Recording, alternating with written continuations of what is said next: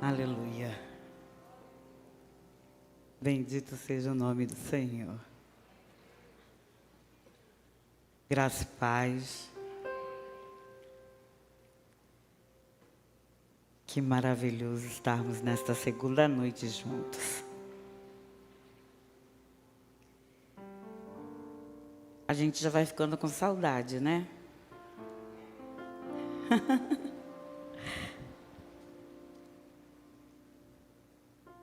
Mas eu acredito que vai ser o primeiro de muitos momentos juntos.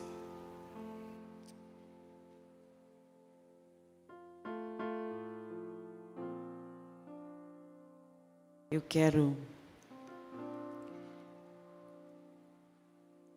dizer ao Senhor muito obrigada, porque o Senhor tem nos dado a oportunidade de estarmos juntos esta noite. E de uma forma muito especial, eu gostaria que você pudesse dizer a este que está ao seu lado. Eu sei que às vezes parece chato, mas é profético. Diga para ele: eu vou te ajudar.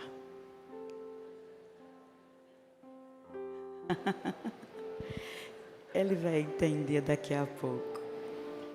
Só diga isso para ele: eu vou te ajudar.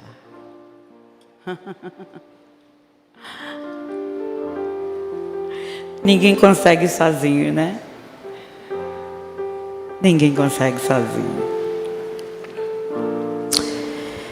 Mais uma vez, a minha gratidão aos pastores desta casa. Obrigada, pastor Anderson, Márcia, obrigada. Obrigada a cada mulher e homem, membro desta casa. A cada um que está aqui esta noite, que alegria poder compartilhar. Nailde, obrigada por cada trecho de conversa. Tem sido muito especial. Nosso culto já começa no portão de casa. Obrigado. Eu quero ler com você o livro dos Atos dos Apóstolos, capítulo de número 3.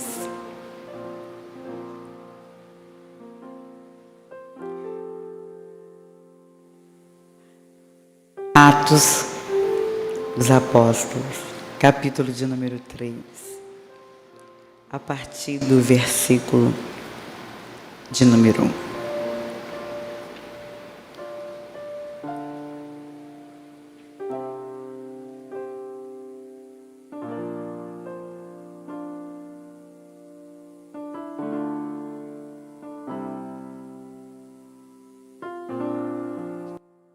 Diz assim: Pedro e João subiam juntos ao templo à hora da oração, a 9ª. E era trazido um varão que desde o ventre era manco, outras traduções diz que ele era coxo, o qual todos os dias punham à porta do templo chamada Formosa para pedir esmola aos que entravam. Ele, vendo a Pedro e João, que iam entrando no templo, pediu que lhe dessem uma esmola. E Pedro, com João fitando os olhos nele, disse: olha para nós. E olhou para eles, e esperando receber alguma coisa. E disse Pedro: não tenho prata nem ouro, mas o que tenho, isso te dou. Em nome de Jesus Cristo, o Nazareno, levanta-te e anda. E tomando-o pela mão direita, o levantou. E logo seus pés e tornozelos se firmaram.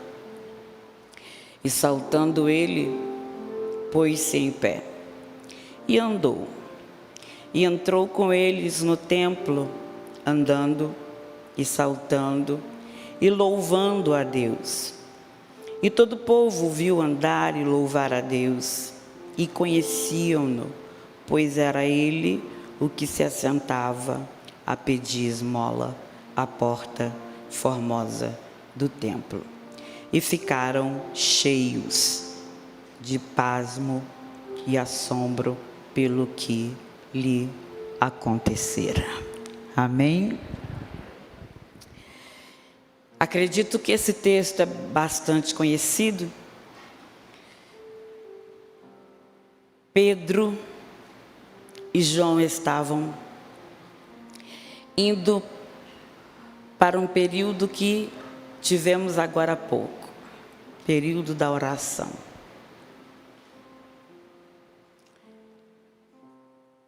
Já era costume o povo judeu ir ao templo orar.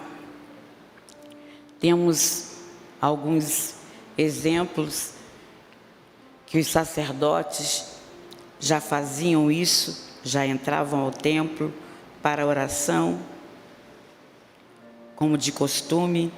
Um desses exemplos está no Evangelho Sinótico de Lucas, no capítulo 1, quando fala que Zacarias entrava para o templo e foi derramar incenso na hora da oração.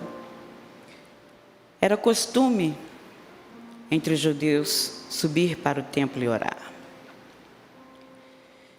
Mas vejo que nesse momento Deus estava querendo fazer algo diferente. E Deus sempre tem algo diferente a ser realizado quando o assunto está ligado diretamente à oração. E eu desconheço alguém que tenha uma vida plena, que não seja ligada à oração.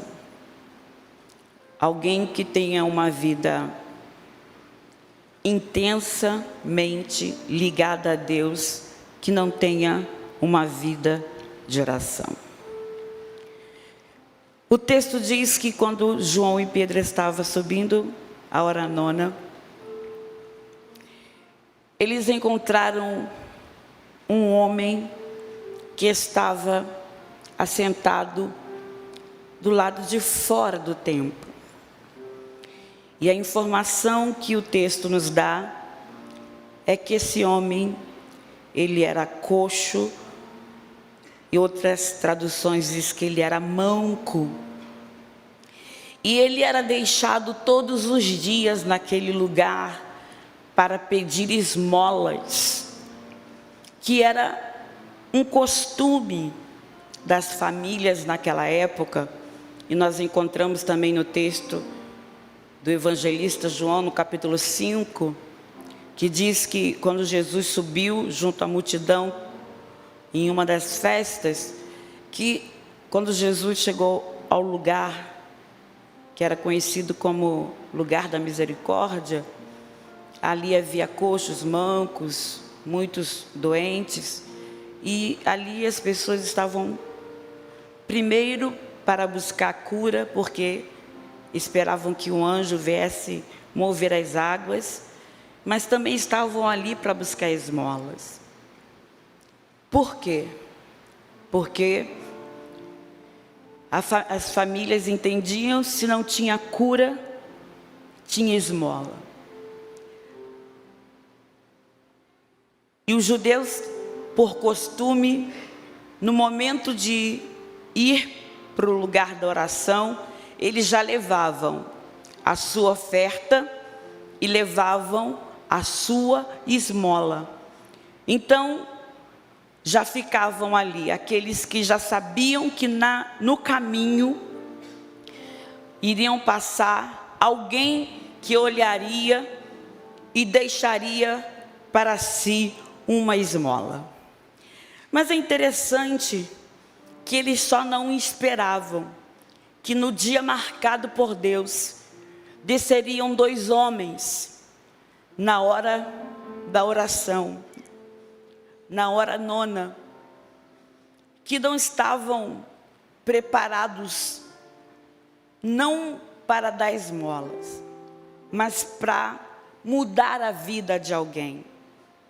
Nós precisamos ter em mente que quando nós estamos buscando uma vida plena em Deus, nós temos que nos preparar para sermos ou estarmos prontos para mudar a vida de alguém.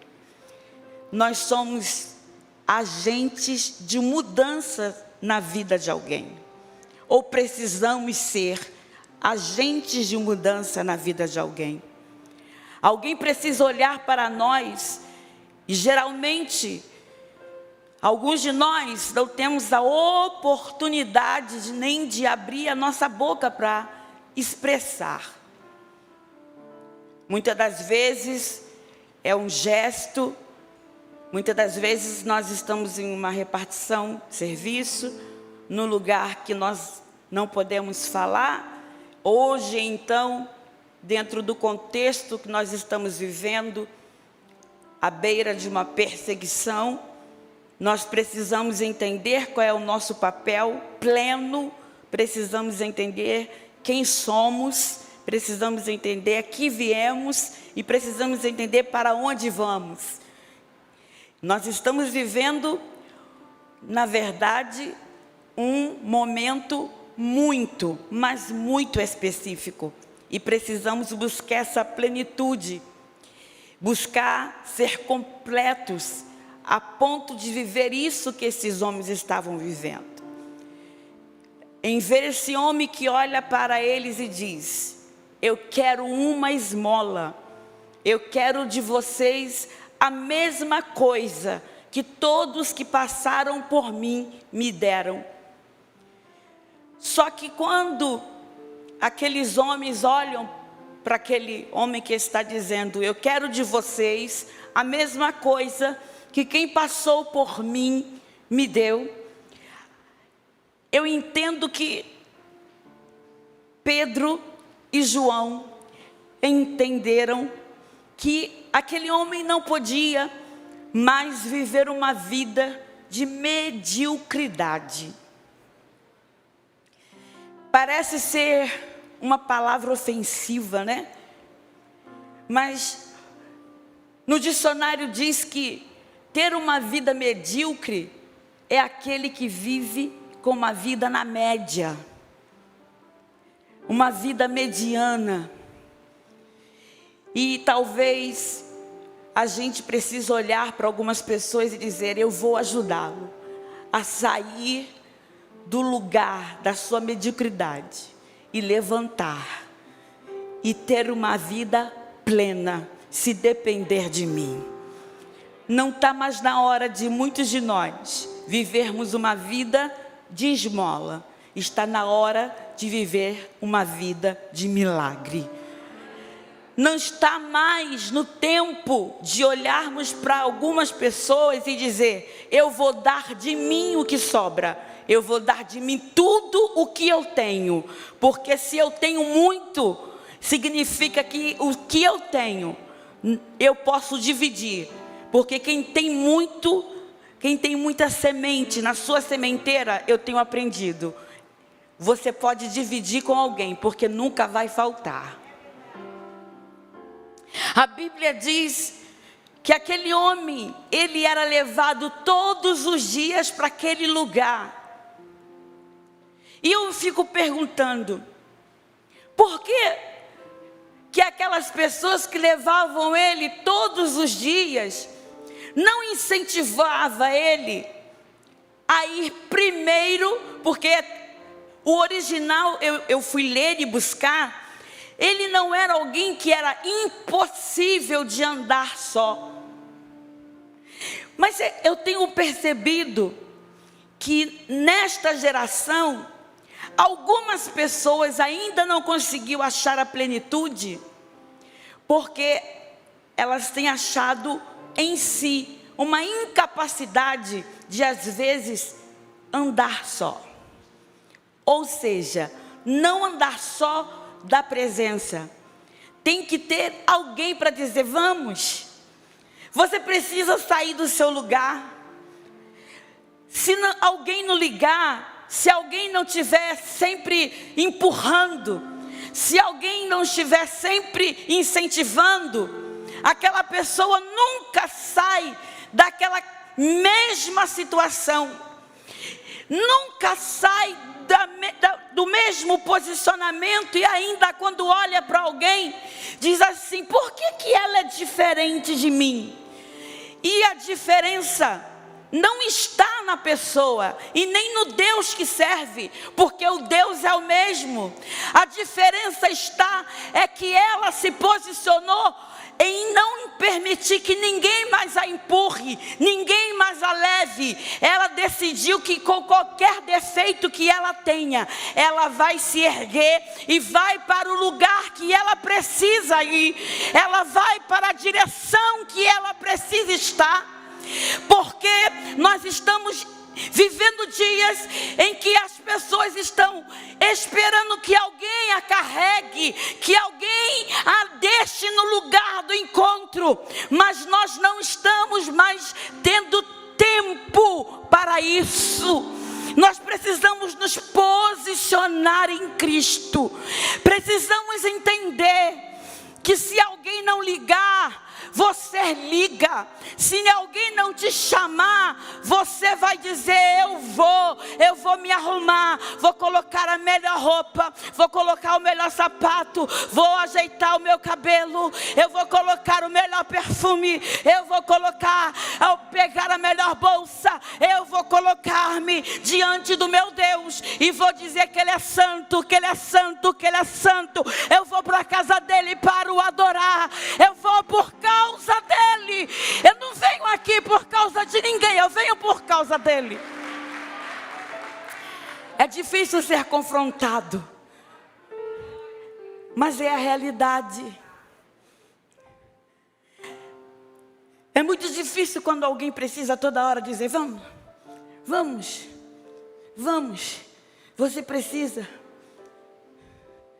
Aí Jesus olha e coloca um Pedro e um João no nosso caminho e diz, não vou te dar esmola não. Eu vou dizer para você, sabe o quê? Olha para mim.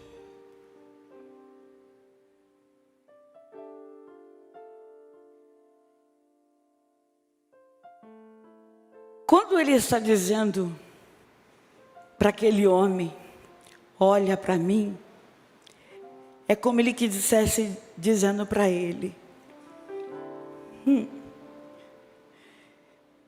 você pode ser mais do que você imagina.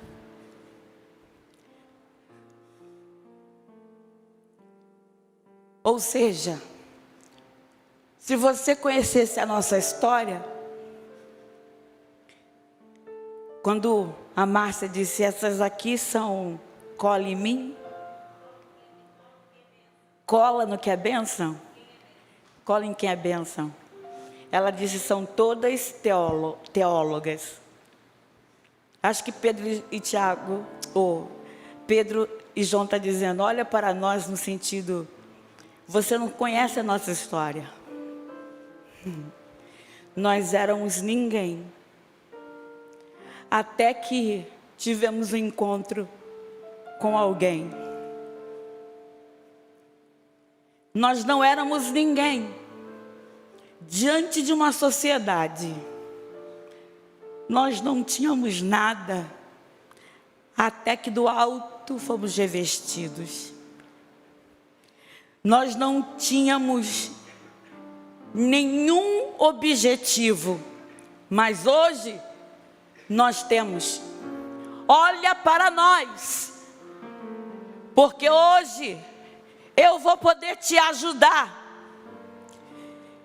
Porque quem te ajuda não é aquele que quer te carregar. Quem te ajuda é aquele que diz para você: ei, levanta, rapaz. Levanta, menina. Vamos para a casa do Senhor, mas eu não aguento. Ai, a depressão está me matando. Quem tem que matar ela é você.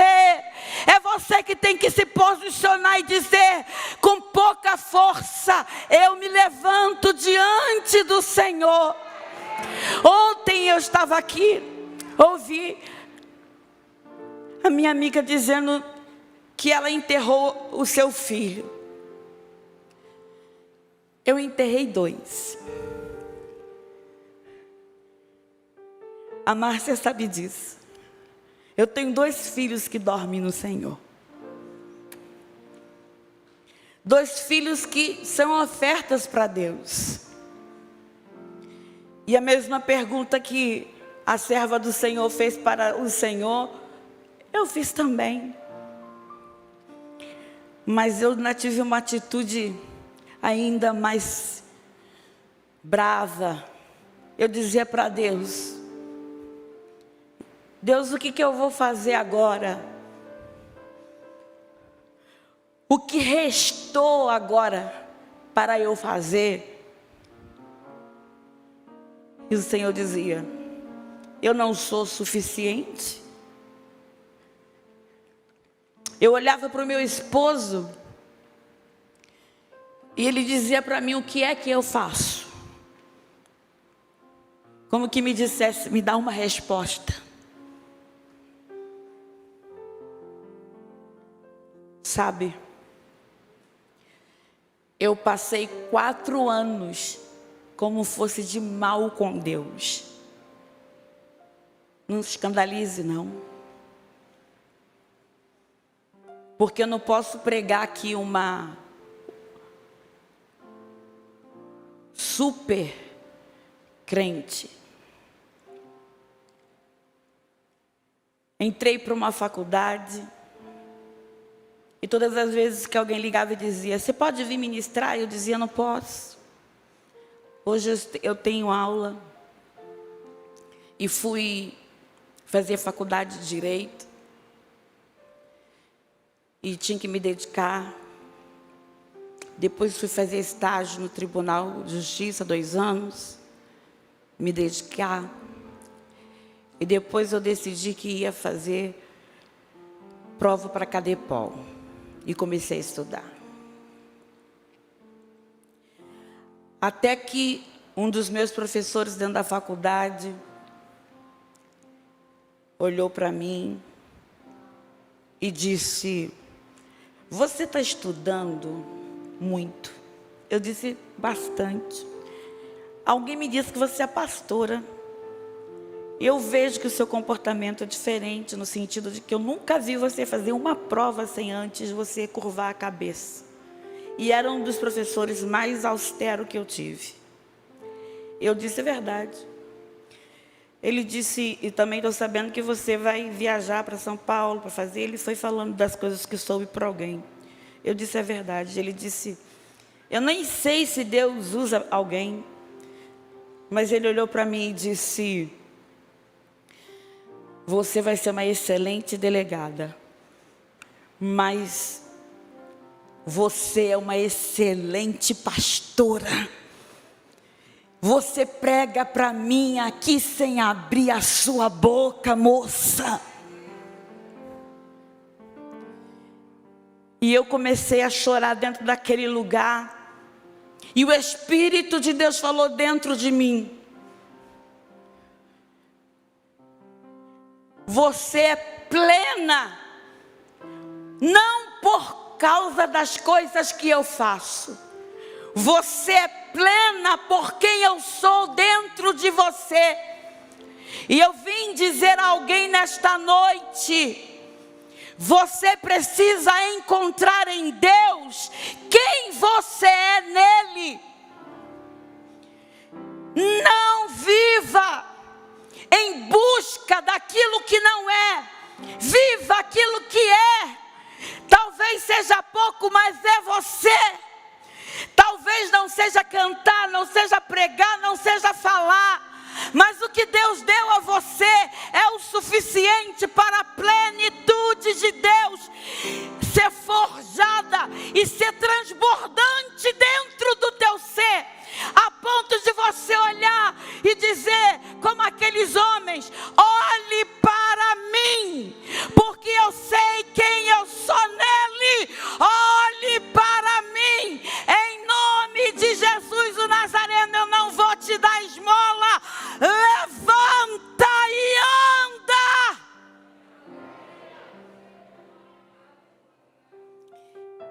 Porque eu aprendo que ninguém cresce na força de uma vida que não seja de intimidade ou de facilidade. E a minha pergunta foi: por quê? Por quê que ninguém nunca pensou de colocar aquele homem dentro do templo? Por que ninguém pensou de colocar ele, passar com ele pela porta?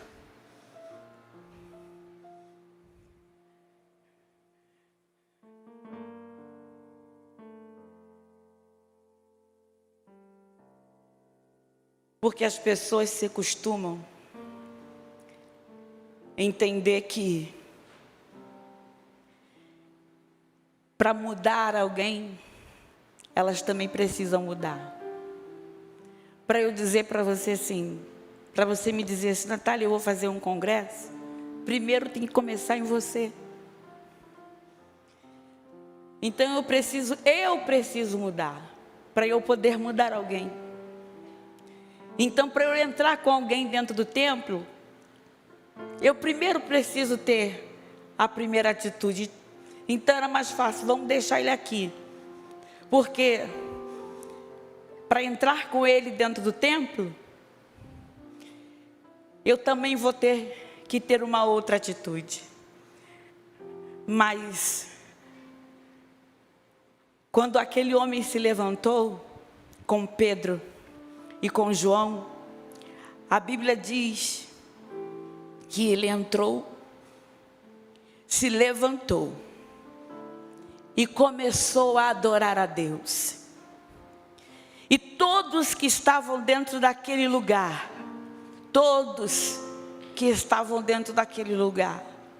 começou a exaltar ao Senhor. E talvez você diga: e a senhora, como que terminou essa história? Eu entendi, depois de 4 anos, que havia um propósito em mim, muito maior, de Cristo em mim, do que eu. Muitas das vezes nós não entendemos os propósitos de Deus, e começamos a dizer para Deus: Senhor, se tu não fizer assim, eu também não faço assim. Hoje eu tenho 48 anos. E eu vim contando ontem no carro. Hoje eu tenho muitos filhos. E tenho filhos espalhados dentro desta nação e fora dela. Hoje, toda semana, eu tenho que ligar para algumas filhas na fé, que seus filhos, quando colocam o rosto na tela, falam assim: vovó, ô vovó, quando é que você vai voltar?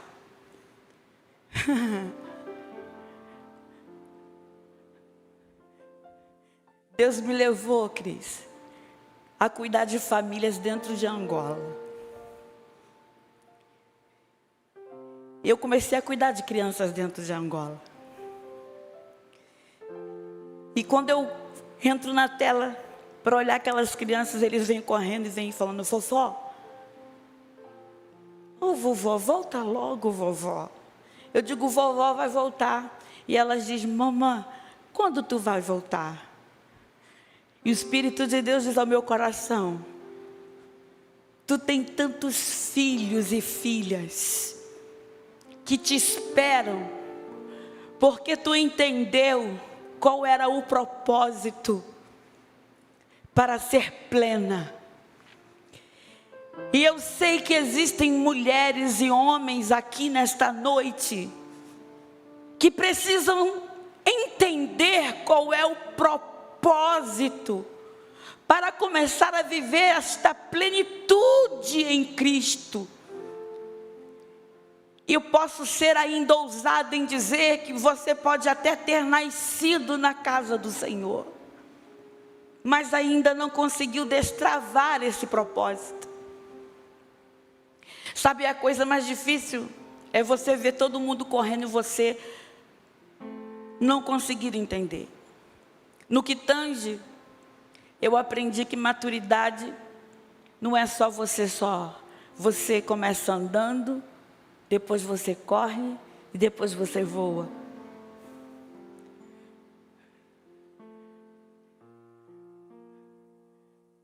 Mas muitos de nós não têm entendido isto e não têm vivido essa plenitude. Durante o dia inteiro, eu perguntava ao Espírito de Deus o que nós tínhamos para esta noite. E o Espírito Santo falava ao meu coração: filha, o que divide a plenitude na vida de alguns é uma porta.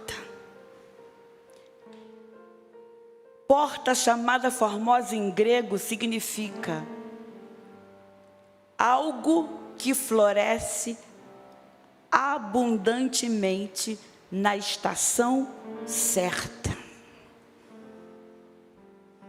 E existem pessoas que ainda não floresceram abundantemente na estação certa, que ainda passam sentados anos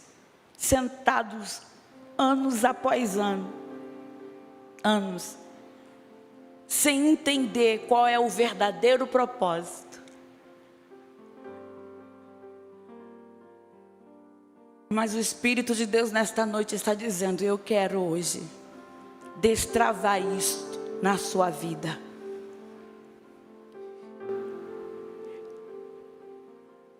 Hoje Deus quer dizer para você: vamos atravessar esta porta juntos, porque é chegado o tempo de florescer no tempo de Deus, e este é o tempo. O tempo em que você vem orando dizendo: parece que eu não sirvo para muita coisa. Tem coisas que a gente não tem coragem de falar para ninguém, mas o Espírito de Deus nos sonda. E Ele nos sonda de uma forma tão extraordinária. É como Ele dissesse aquilo que você não tem coragem de dizer. Eu vou expressar a você, para lhe dizer que conheço o teu coração em detalhes, e que conto com você do jeito que você é. Eu não quero mais ninguém te empurrando, não quero mais que você ache que é para ficar do lado de fora da porta. Até porque quem fica do lado de fora da porta tem uma outra função. E nós vamos ler, terminando esta mensagem. Mas eu gostaria, com a permissão da Márcia, de orar por algumas pessoas esta noite. Eu preciso fazer isso. Algumas pessoas precisam ser destravadas. Algumas pessoas precisam ter a ousadia de ouvir a voz do Espírito dizer: eu sou uma dessas, que preciso viver esta plenitude, que preciso entender aonde é que me encaixo e destravar, e o Espírito Santo me ajudar a viver. Eu entendi que mesmo com as internações, mesmo com apontamentos médicos, mesmo com as perdas e tudo que já vivi, nada disso me tirou a alegria da salvação. Isso me trouxe mais para perto de Cristo, me fez entender que eu sou do meu amado e o meu amado é meu, e que eu e minha casa serviremos ao Senhor até o dia que a trombeta tocar. Temos alegria e prazer nele. E tem pessoas que não têm alegria e prazer nele. E nesta noite, é uma noite que o Senhor separou para dizer: eu escolhi esta noite para conversar com você. Difícil é, mas não é impossível você no meio da caminhada descobrir que há algo maior que Deus tem a realizar em você e através de você. E se você é uma dessas pessoas, eu gostaria que em seu lugar você se colocasse de pé. Eu gostaria de orar por você. Amém. Amém. Amém. Aleluia. Aleluia. Aleluia. Aleluia. Aleluia. Bendito seja o Senhor.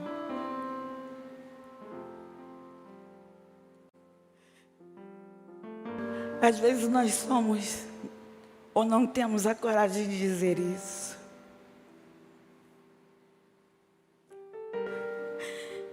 Às vezes nós não temos a coragem de descer a Deus.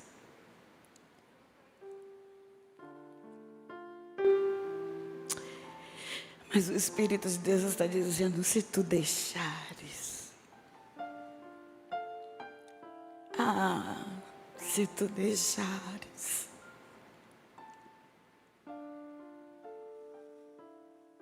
eu vou fazer tu florescer em abundância. Aquele homem, quando entendeu, ele passou pela porta.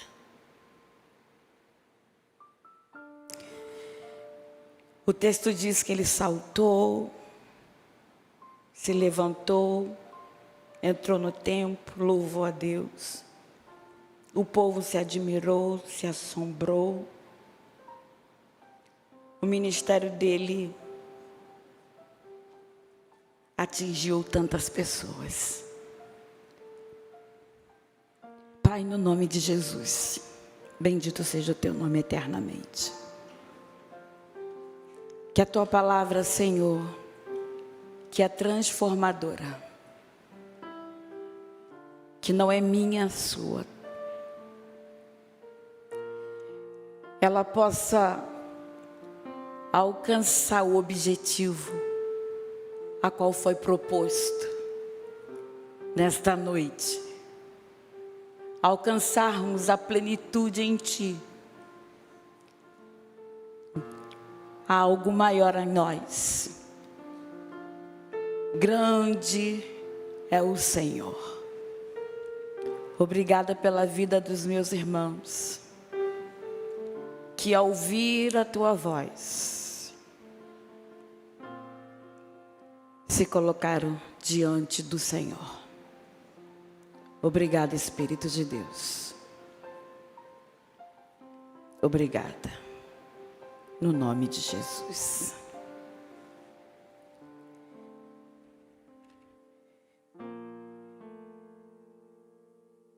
Eu queria que você terminasse comigo esta mensagem agora, nesse momento.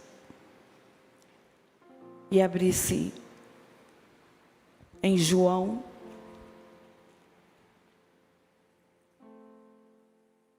capítulo de número 10.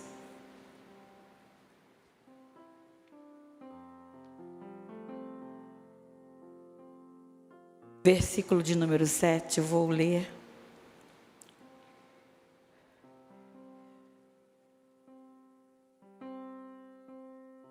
João 10, 7 diz: E tomou, pois, Jesus a dizer: Em verdade eu vos digo que eu sou a porta das ovelhas.